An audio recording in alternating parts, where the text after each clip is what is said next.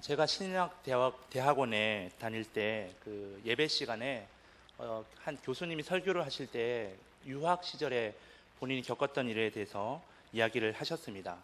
교수님이 유학하실 때 아마 지금과 같은 환절기였나 봅니다.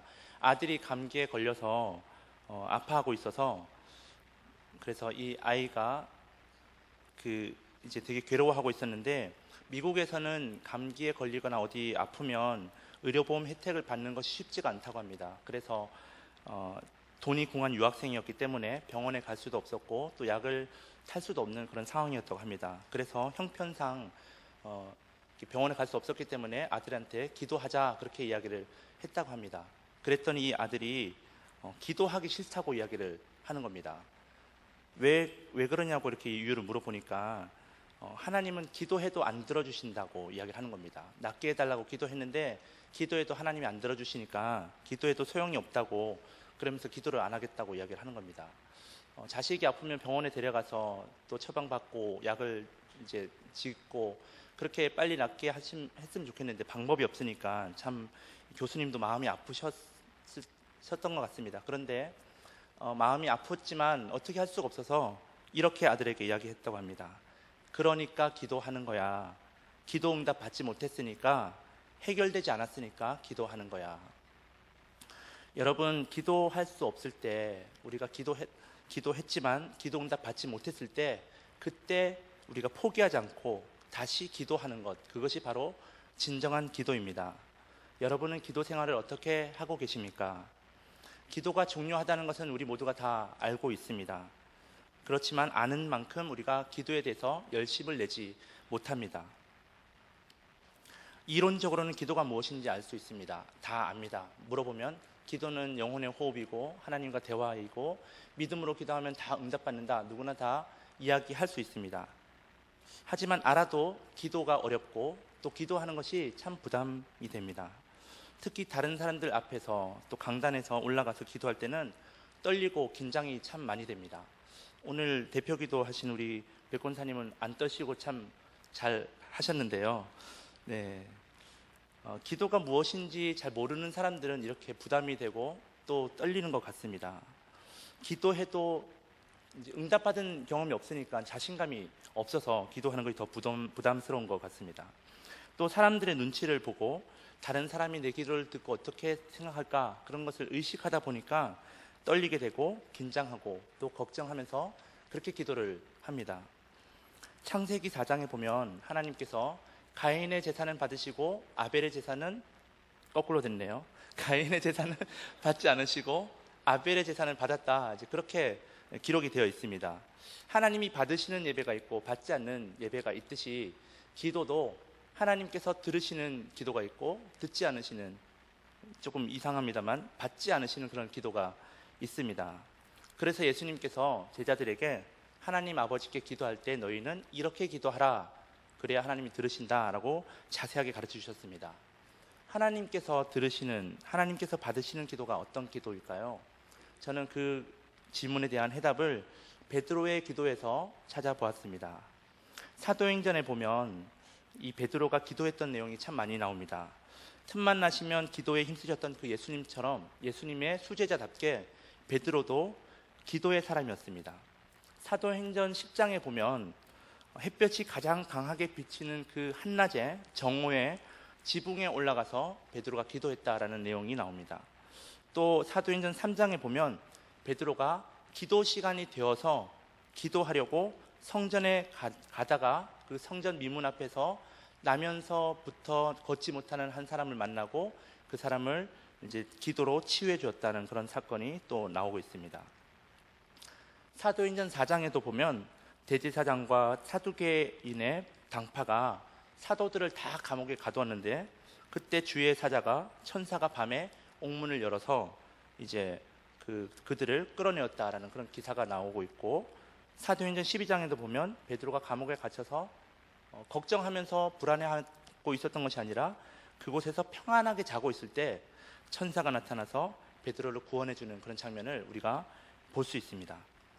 어떻게 베드로가 이렇게 감옥에서도 근심하지 않고 두려워하지 않고 평안하게 잠을 잘 수 있었을까요? 여러분 다 답을 아마 아실 텐데 베드로전서 5장 7절 유명한 말씀입니다. 너희 염려를 다 주께 맡기라. 이는 그가 너희를 돌보심이라. 베드로가 이런 고백을 할 수 있었던 것은 그가 생전에 자신의 삶을 돌이켜 볼 때에 주님께서 항상 신실하게 나의 기도를 들으시고 구원해 주셨다, 응답해 주셨다는 그런 체험이 있었기 때문입니다. 즉 베드로는 기도의 사람이었고 수없이 많은 기도 응답을 받은 그런 믿음의 사람이었습니다. 하지만 그가 처음부터 믿음을 가졌던 그런 사람은 아니었습니다. 그에게도 성숙되지 못했던 그런 시기가 있었습니다. 오늘 본문의 사건은 연약하고 겁 많고 또 믿음이 작은 그런 베드로에게 있어서 평생 잊지 못할 그런 사건이었습니다. 본문의 내용은 이렇습니다. 예수님께서 물고기 2마리와 보리떡 5개로 5,000명을 먹이신 이후에 제자들을 재촉하셔서 배를 타고 건너편으로 가라 그렇게 말씀을 하시고 그곳에 모여있던 수많은 사람들은 다 집으로 해산시키셨습니다. 그리고 예수님 자신은 기도하시러 산으로 홀로 올라가셨습니다. 제자들의 입장에서는 한 번도 예수님을 떠나본 적이 없었는데 지금 이제 예수님 없이 제자들끼리만 배를 타고 그 밤에 이제 가야 하는 것입니다. 처음으로 예수님의 부재를 경험하게 된 것입니다. 이 장면을 상상하면서 저는 예수님의 그 광야에서 예수님께서 직면하셨던 그것을 생각해 보게 되었습니다. 공생애를 시작하시기 전에 예수님께서 40일 동안 금식하시면서 계실 때 하나님의 위로를 간절히 바랬지만 하나님께서는 침묵으로 40일 동안 예수님을 외롭고 고독한 영적 훈련의 장으로 인도하셨습니다. 예수님은 제자들에게도 이러한 믿음을 견고하게 하시기 위해서 그들을 먼저 배를 타고 떠나라고 말씀하시고 그 제자들을 바라보면서 그들이 믿음의 시험을 이길 수 있도록 중보 기도를 하셨던 것입니다. 시간이 지나고 깊은 밤이 되었습니다. 모두가 잠들어 있는 그 시간에 제자들은 불어오는 바람을 가르면서 앞으로 전진해 나가기 위해서 힘겹게 노를 젓고 있었습니다. 이미 배가 술이나 육지에서 떨어졌기 때문에 배가 보이지 않는 그런 상황이었는데 하지만 예수님은 제자들이 힘겹게 노를 젓고 있는 것을 아셨습니다. 그래서 그들이 고생하고 있음을 보시고 그들에게 또다시 기적을 일으키셨습니다. 즉 바다 위로 걸어가셔서 제자들에게 다가오신 것입니다. 우리나라 속담 가운데 자라보고 놀란 가슴 소뚜껑 보고 놀란다라는 그런 속담이 있듯이 이 제자들이 지금 캄캄한 밤이고 풍랑이 일어오고 있고 배가 흔들리면서 물이 막 배로 들어오고 있습니다. 제자들의 마음에는 이제 큰 두려움에 사로잡혀 있었던 것입니다. 그 풍랑 때문에 두려워하고 있는 상황인데 갑자기 유령이 제자들이 볼 때는 유령이 나타난 겁니다. 얼마나 무섭겠습니까? 예수님을 보고 크게 놀란 것이죠. 두려움으로 가득 차게 되면 이성이 마비가 됩니다. 본래 기능을 이제 회복하지 못하고 의심하게 되고 마음의 평안을 잃어버리게 됩니다. 두려움은 우리의 모든 마음을 빼앗아 버립니다. 이것이 바로 이 마귀가 우리를 공격하는 하나의 전략입니다. 우리에게 평안을 주지 않고 우리에게 두려움을 주는 것, 우리에게 불안함을 주는 것, 그래서 평안을 잃어버리게 하는 것이 바로 마귀의 전략입니다. 예수님의 제자들은 극도의 두려움에 사로잡혀 있었습니다. 잘못하면 죽을 수도 있겠구나라는 생각을 가지면서 힘겹게 필사적으로 노를 젓고 있었던 것입니다.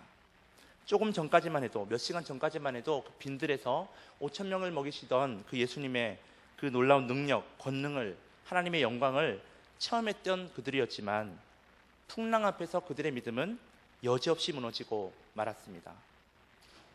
마귀가 그들에게 두려움을 주었고 그들은 그 두려움을 물리칠 수 있었던 그 두려움을 물리칠 수 있는 믿음이 부족했던 것입니다. 두려움과 불안, 의심과 또 온갖 부정적인 그리고 죽음에 이르게 되는 그 생각으로 가득 차 있었던 제자들, 하나님의 영광을 바라보았지만 마귀가 주는 두려움의 시험을 이겨내지 못하고 믿음의 싸움에서 패배했던 제자들에게 예수님은 풍랑을 잔잔케 하셨던 그 위험 있는 목소리로 제자들에게 말씀하셨습니다. 안심하라, 나니 두려워하지 말라. 그때 베드로가 주님께 말합니다. 28절에 보시면 주여 만일 주님이시거든 나를 명하사 물 위로 오라 하소서. 주님이 말씀하시면 내가 순종하겠습니다, 그런 뜻입니다. 그래서 예수님은 오라 그렇게 말씀하셨고 베드로는 그 예수님만 믿고 배에서 뛰어내렸습니다. 그리고 놀랍게도 물 위를 걸어갔습니다. 놀라운 기적이 일어난 것이죠. 아무 능력이 없는 베드로에게 기적이 일어난 것입니다. 예수님의 말씀을 믿고 순종했더니 기적을 체험하게 된 것입니다. 믿음이란 불가능한 것까지도 신뢰하고 믿는 것이 바로 믿음입니다. 믿을 수 없는 일까지도 믿는 것, 그것이 바로 진정한, 나는 할 수 없지만 하나님은 할 수 있다라는 그런 하나님에 대한 진정한 믿음입니다. 그러나 이 베드로의 믿음은 오래가지 못했습니다. 30절에 보면 예수님을 보고 걸어가다가 그 앞에 바람이 부니까 또 바람을 보고 다시 무서운 마음을 가지게 되었습니다. 마음속에 무서운 마음이 생기자 또다시 이 베드로도 위기에 빠지게 됩니다. 물에 빠져 들어가면서 베드로가 급히 소리 지릅니다. 주여 나를 구원하소서. 예수님은 즉시 손을 내밀어서 베드로의 손을 잡아주셨습니다. 그리고 말씀하셨습니다. 믿음이 작은 자여 왜 의심하였느냐. 예수님께서 배에 오르시자 바람은 그쳤고 배를 탄 모든 사람들은 예수님께 절하면서 진실로 하나님의 아들입니다 라고 그렇게 고백합니다. 베드로가 주여 나를 구원하소서라고 기도드린 그 장소는 공적인 예배를 드리는 예배당도 아니고 또 자신이 개인적으로 하나님께 드리던 그런 골방도 아니었습니다. 그는 물에 빠져 들어가는 바로 그 절박한 순간에 예수님께 기도한 것입니다. 정말 위급한 상황에서 주여 나를 구원하소서라고 부르짖었던 것입니다. 우리는 집에 특정한 기도의 장소를 마련해서 평안한 마음으로 앉아서 기도하든지 또 누워서 기도하든지 기도할 수 있습니다. 그러나 여러분, 우리가 정해놓은 그 장소에만 하나님께서는 오시는 것이 아니라 우리가 어디서 하나님을 찾든지 하나님께서는 우리를 만나주시고 하나님이 우리를 만나주시는 그 모든 곳이 바로 하나님이 계시는 거룩한 땅이라는 사실을 우리는 기억해야 합니다. 기도할 때 습관적으로 시간을 정하고 또 장소를 정해서 그곳에서 기도하는 것이 우리 신앙 훈련에 유익합니다. 도움이 많이 됩니다. 우리가 시간이 되면 밥을 먹듯이 기도도 규칙적으로 기도하는 것이 중요합니다. 그런데 습관적으로 기도하는 것보다 더 중요한 것이 있습니다. 그것은 바로 항상 기도하는 것입니다. 정해놓은 시간에만 기도하는 것이 아니라 기도의 시간에만 기도하는 것이 아니라 늘 기도하는 것입니다. 길을 걸어갈 때도 기도하고 여러분 오늘 기도하러 여기 오셨지만 집에 돌아가실 때도 기도를 할 수 있습니다. 버스를 타든지 지하철을 타든지 또 집에서 설거지를 하든지 청소를 하든지 샤워를 하든지 우리는 어느 곳에서든지 어떤 상황이나 조건에 상관없이 모든 상황 속에서 또 모든 일 때문에 그 일에 대하여 하나님께 기도할 수 있습니다. 기도 없이 하루를 살아간다는 것은 시험의 불화살들이 빗발치는 가운데서 우리가 방패를 가지지 않고 갑옷도 입지 않고 그냥 앞으로 나아가는 것과 같습니다. 전쟁터에서 그렇게 자신을 보호하지 않고 그냥 나아가면 공격을 당할 수밖에 없죠. 영적 전쟁에서 우리는 모든 마귀의 시험과 유혹을 극복하고 이겨내기 위하여 하나님의 보호하심을 항상 간구해야 합니다. 그래서 예수님께서 가르쳐주신 그 주기도문에도 우리를 시험에 들게 하지 마시옵고 다만 악에서 구하시옵소서라고 기도하라 그렇게 말씀을 하셨죠. 항상 우리는 시험에 넘어지지 않도록 마귀의 유혹에 빠지지 않도록 간구해야 합니다. 기도는 매 순간 하는 것이고 항상 기도해야 합니다. 베드로는 급박한 위험한 순간에 기도했습니다. 그는 물에 빠져가는 그 순간에 부르짖었습니다. 주여 나를 구원하소서. 누군가 이렇게 물을 수 있을 것입니다. 미리 기도하면 그런 위험이 그런 어려움을 당하지 않지 않았을까요? 그렇습니다. 하지만 미리 기도하지 않아도 늦지 않았습니다. 어떤 문제에 대해서 기도해도 소용없어 라고 말하지 마십시오. 기도해도 안 돼라고 생각하고 포기하지 마십시오. 창세기 18장 14절에 보면 여호와께 능하지 못한 일이 있겠느냐라고 말씀하셨습니다. 하나님께는 불가능한 것이 없습니다. 그래서 우리가 하나님께 기도하는 것입니다. 폭풍우가 제자들의 작은 배를 덮치기 전에 제자들이 미리 기도하고 떠났다면 그런 큰 어려움을 당하지 않을 수 있었겠지만, 그렇지 못했다 하더라도 배가 바닷속으로 침몰해가는 그 순간에도 늦지 않습니다. 베드로가 물속에 빠져 들어가는 그 상황 속에서 발목에 물이 차고 허리까지 물이 차고 목까지 물이 잠긴다 하더라도 주여 나를 구원하소서라는 그 말을 하기에는 늦지 않은 것입니다. 베드로가 말했을 때에 주님은 즉시 손을 내밀어서 그를 붙잡으시고 배 안으로 건져주셨습니다. 여러분, 마귀가 기도해도 소용없다라고 그렇게 속삭일 때도 하나님께 기도하십시오. 여러분이 사탄의 유혹에 빠져서 죄 가운데 현재 있다 할지라도 기도하기를 멈추지 마십시오. 여러분의 자녀들이 신앙생활을 하지 못하고 하나님을 떠나 있고 여러분의 마음을, 부모의 마음을 아프게 한다 할지라도 기도를 멈추지 마십시오. 왜냐하면 하나님은 우리가 구하거나 생각하는 것 모든 것에 더 넘치도록 능히 하실 수 있는 분이시기 때문입니다. 베드로가 드린 기도에서 주목할 만한 것은 그의 기도가 매우 짧은 기도라는 것입니다. 이 기도는 모든 사람에게 적합한 기도입니다. 누구나 할 수 있는 기도입니다. 기도를 보시면 주여 나를 구원하소서, 이걸 헬라어로 세 마디로 되어 있는데요. 퀴리오스 소조메, 퀴리오스 소조메, 직역하면 주여 구원하소서 나를, 이렇게 됩니다. 주여 나를 구원하소서, 퀴리오스 소조메. 간결한 기도가 위대한 기도입니다. 성경에 기록된 기도를 보면, 특히 복음서를 보면 짧은 문장으로 되어 있는 기도문이 참 많이 나옵니다. 주여 나를 불쌍히 여기소서, 주여 나를 구원하소서, 주여 나를 도와주소서. 그런 강렬한 그 짧은 기도가 바로 기적을 일으킵니다. 물론 성령님께서 어떤 사람을 감동시키셔서 철야하도록 밤새도록 기도할 수 있도록 인도해 주시기도 합니다. 그러나 보통 위급할 경우에는 우리는 길게 하지 않고 핵심적으로 간결하게 기도합니다. 말할 것이 없어서 오히려 더 길게 하는 사람들이 있습니다. 기도를 의미도 없는 경건한 문구들을 이렇게 짜맞춰서 똑같은 어조로 계속 반복하는 사람도 있습니다. 그러나 주님은 우리보다 더 많이 우리를 알고 계십니다. 우리가 개인적으로든 공적으로든 기도할 때 주님께 가르칠 필요가 없습니다. 우리가 알고 있고 우리에게 필요한 것들을 설명드릴 필요가 없습니다. 우리보다도 모든 상황을 더 잘 아시기 때문입니다. 그러므로 가능한 짧은 말로 주님께 아뢰십시오. 어떤 사람은 나는 기도할 시간이 없습니다 라고 말합니다. 나는 기도할 만한 건강이 없어서 기도할 수 없습니다 라고 말하는 사람도 있을 것입니다. 물에 빠져 들어가는 사람, 절박한 상황 속에 있는 사람은 기도할 수 없는 시간이라 할지라도, 또 건강이 안 좋다 할지라도 기도할 수밖에 없습니다. 여러분이 만약 지금 절박한 상황에 있다는 것을 느낄 수만 있다면 여러분은 아무리 피곤해도 기도하게 될 것입니다. 예전 교회에서 청년들이 여름에 태국에 단기 선교를 간 적이 있습니다.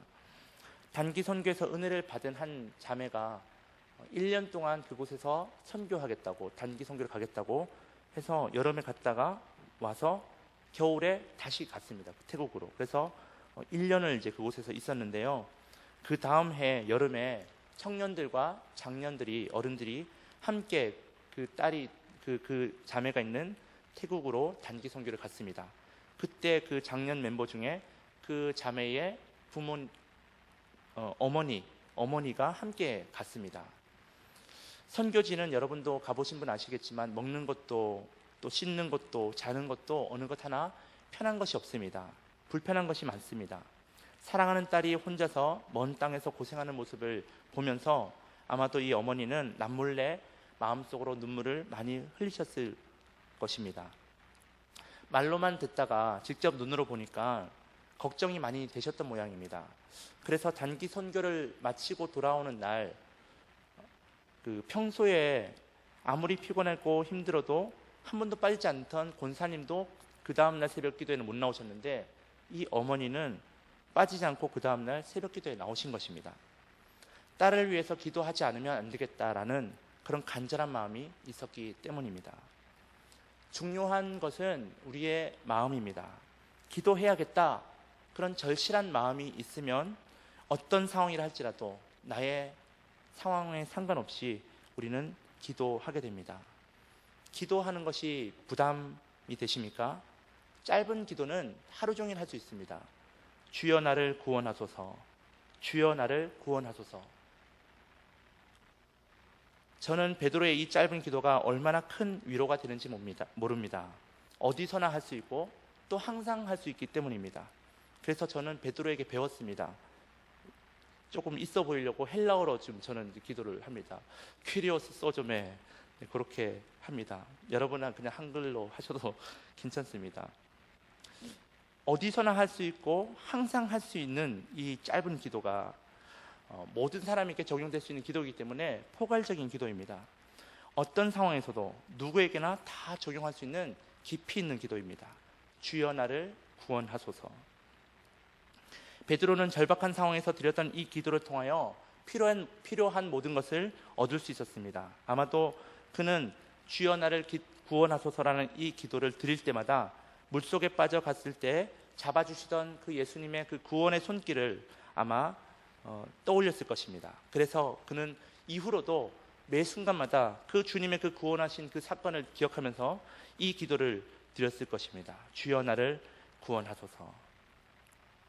그가 주님을 배반하고 밖으로 나가서 통곡했을 때도, 그리고 복음을 전하기 위해서 여기저기 전도 여행을 다닐 때도 그는 주여 나를 구원하소서라고 기도했을 것입니다. 그리고 마지막으로 그리스도를 위해서 십자가에 못 박히게 되었을 때 그 마지막 생의 마지막 순간에 드렸던 그 기도, 주여 나를 구원하소서, 이보다 더 나은 기도는 아마 없을 것입니다. 베드로에게 이 기도가 유용했던 것처럼 이 기도는 우리 모두에게도 매우 유용한 기도입니다. 부자가 되면 자기를 높이고 세상을 쫓아가려고 하는, 유행을 따라가려고 하는 그런 유혹을 당하게 됩니다. 이때 이렇게 기도하십시오. 재물 때문에 빠지기 쉬운 악에서 주여 나를 구원하소서. 가난하고 또 사업이 망하고 저축한 돈도 바닥나고 가난 때문에 생기는 그 위험 앞에서 여러분 이렇게 기도하십시오. 다른 사람을 시기하지 않고 원망하지 않도록 주여 나를 구원하소서. 하나님 보시기에, 다른 사람이 보기에 수치가 될 만한 그런 죄를 지었습니까? 더 심각해지기 전에 기도하십시오. 주여 나를 구원하소서. 거친 바다 위에서도 이 기도를 할 수 있지만 마른 땅에서도 기도를 할 수 있습니다.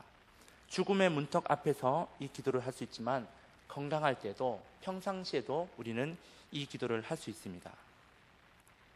주여 나를 구원하소서. 이 기도에 덧붙여서 주여 내 아이들을 구원하소서, 주여 내 부모님을 구원하소서, 주여 내 남편을, 내 아내를 구원하소서, 내 친구를, 내 이웃을 구원하소서.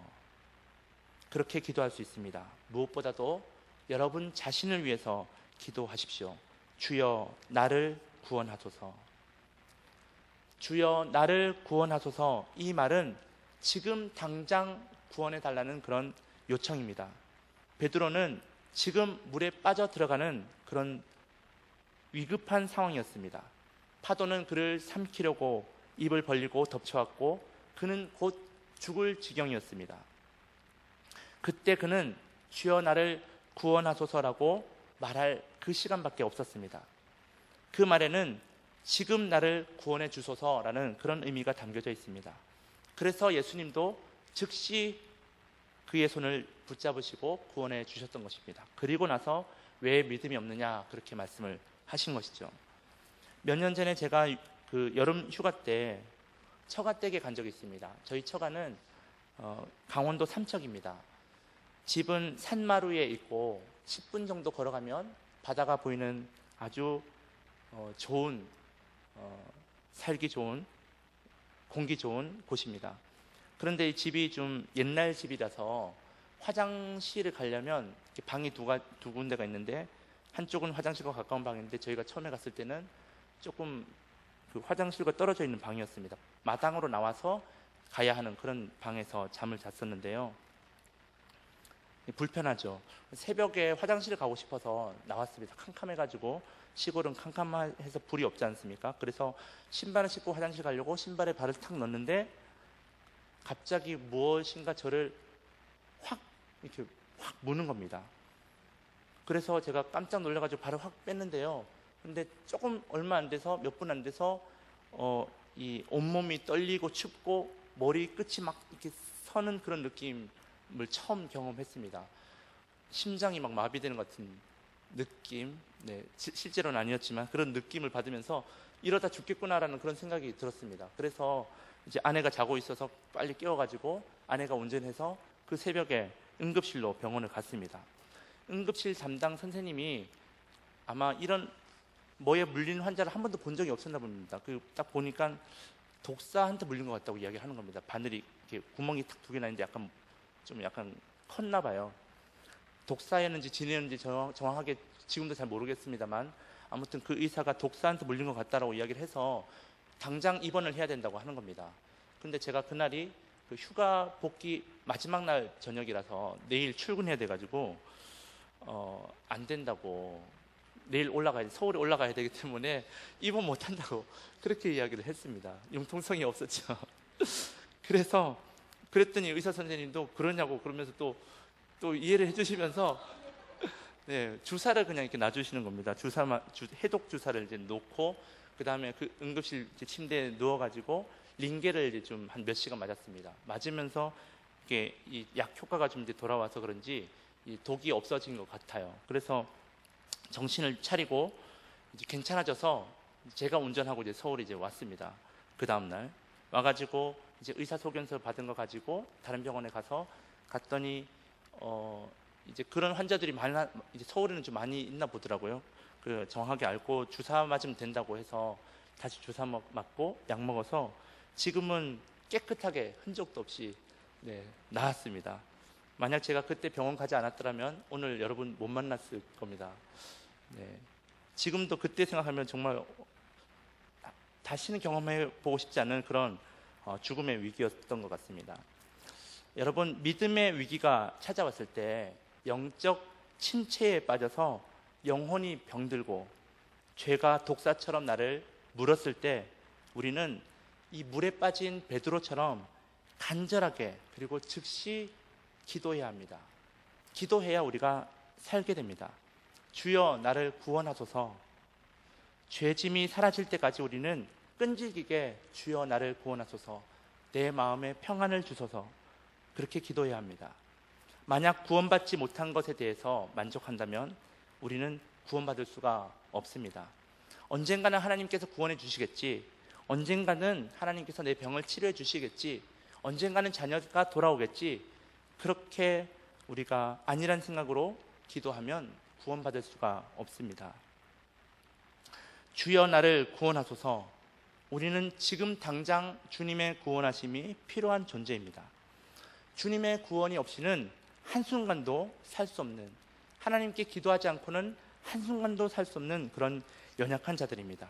따라서 우리는 쉬지 말고 호흡하듯이 주님께 기도해야 합니다. 주여 나를 구원하소서. 베드로의 이 기도는 효력이 있는 기도였습니다. 그래서 우리도 해야 됩니다. 이 베드로에게 믿음과 불신이 섞여 있음에도 불구하고 과연 주님께서 나를 구원해 주실까 하는 그런 마음도 아마 있었을 것입니다. 그렇지만 그는 할 수 있는 것이 주여 나를 구원하소서라는 말밖에 할 수가 없었습니다. 그런데도 불구하고 믿음 반 불신 반임에도 불구하고 그의 기도가 즉각적으로 응답받았다는 사실은 우리에게 큰 위로가 됩니다.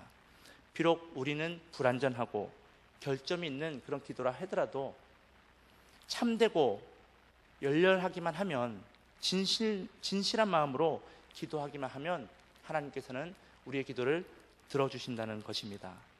주님께 드리는 우리의 기도가 너무나 보잘것없고 믿음이 부족해도 때로는 뭐라고 기도해야 할지 알지 못한다 할지라도 그때도 우리의 기도가 응답받을 수 있는 것은 우리가 마땅히 빌 바를, 기도할 바를 알지 못할 그때에 우리 안에 계신 성령님께서 우리를 위하여 말할 수 없는 탄식으로 친히 간구하시기 때문입니다.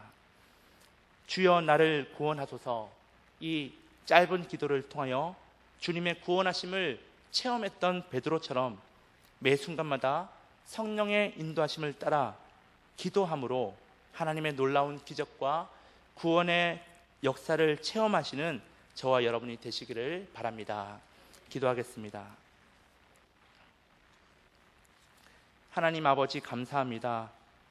부족하고 흠 많은 우리를 사랑하셔서 하나님의 자녀 삼아주시고 또한 하나님 아버지께 기도할 수 있는 특권을 주심을 감사합니다.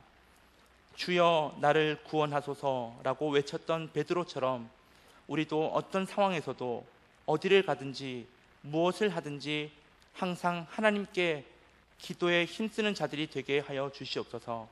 쉬지 말고 기도하게 하시고 끈질기게 기도하게 하시고 간절한 마음으로 기도하고 믿음으로 간구하여 주님의 놀라운 구원을 체험하는 우리 모두가 되게 하여 주시옵소서. 감사드리며 예수님의 이름으로 간절히 기도드립니다. 아멘.